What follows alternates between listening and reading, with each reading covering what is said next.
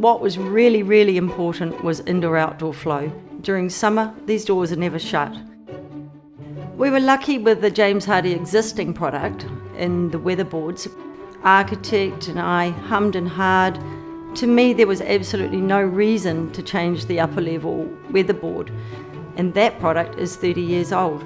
Added the ExoTec on the ground floor, which gave me strong, clean, clear lines, and then going up to the gables, making more lines graphically with the ExoTec.